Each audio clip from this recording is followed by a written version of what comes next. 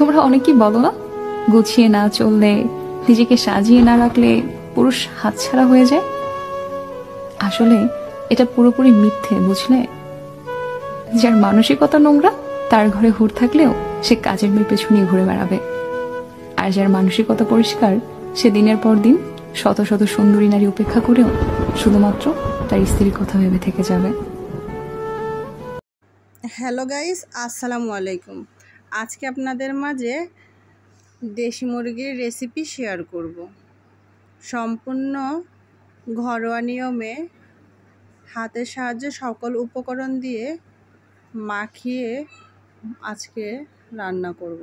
এইখানে দেখতে পাচ্ছেন দেশি মুরগিটা কেটে পরিষ্কার করে নিয়েছি, পেঁয়াজ কুচি দিয়েছি 5-6টা, তারপরে এখানে রসুন বাটা, এলাচ, লবঙ্গ বাটা দিয়েছি, আদা দিয়েছি, রসুন দিয়েছি, ধনিয়া গুঁড়া, জিরা গুঁড়া, গরম মশলার গুঁড়া, হলুদ, লবণ, মরিচ আর তেল দিয়ে ভালোভাবে আমি হাতের সাহায্যে ম্যারিনেট করে নেব মাংস। ম্যারিনেট করা হয়ে গেলে আমি এইখানে কোনো ধরনের কিছু ব্যবহার করব না, এখানে আমি পানি দিব না। একভাবে ভালোভাবে ম্যারিনেট করা হয়ে গেলে আমি পানি না দিয়ে আজকে এইটা মশলা দিয়ে তেলের উপর ভালোভাবে কষিয়ে নিব। তো যারা আমার চ্যানেলের ভিডিওগুলো দেখেন তাদেরকে অনেক ধন্যবাদ। লাইক কমেন্ট করে পাশে থাকবেন, বেশি বেশি শেয়ার করবেন। আর যারা আমার চ্যানেলটা সাবস্ক্রাইব করেনি তাদের উদ্দেশ্যে বলবো আমার চ্যানেলটা সাবস্ক্রাইব করবেন। আশা করি আপনাদের আমার এই রান্নার ভিডিওগুলো অনেক ভালো লাগবে। আপনারা যদি এই নিয়মে বাসায় রান্না করেন সবাই আপনার রান্নার প্রশংসা করবে।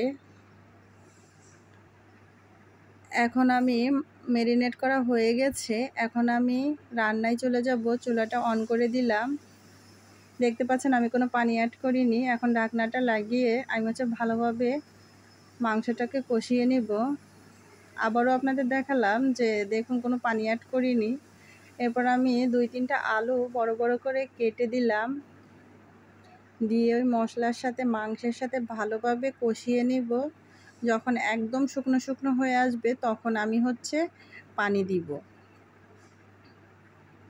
আপনারা যদি এই নিয়মটা ফলো করে বাসায় রান্না করেন রান্নাটা অনেক ভালো লাগবে। আশা করি আপনাদের সবারই পছন্দ হবে। এই যে দেখুন অনেকটা পানি বের হয়েছে মাংস থেকে। এখন আমি ভালোভাবে কাঠের খুন্তির সাহায্যে ভালোভাবে নেড়ে দিব। নেড়ে ঝেড়ে আমি আবার ঢাকনাটা লাগিয়ে দিব। তারপর আমি পরিমাণ মতো পানি দিয়ে রান্নাটা করে নিব। তো আপনাদের যদি আমার চ্যানেলের ভিডিওগুলো ভালো লাগে আমাকে সাপোর্ট করবেন, আর লাইক কমেন্ট করে পাশে থাকবেন, বেশি বেশি করে শেয়ার করবেন, আর আমার চ্যানেলটা সাবস্ক্রাইব করবেন। এই যে দেখতে পাচ্ছেন ঝোলের পানিটাও দিয়ে দিয়েছি। এখন রান্নাটা হয়ে গেলে আমি আপনাদের পরিবেশন করে দেখাবো আমার রান্নাটা আসলে কতটা টেস্টফুল হয়েছে, কতটা দেখতে সুন্দর হয়েছে, এটাই আপনাদের মাঝে শেয়ার করব। ধন্যবাদ সবাইকে। আসসালামু আলাইকুম।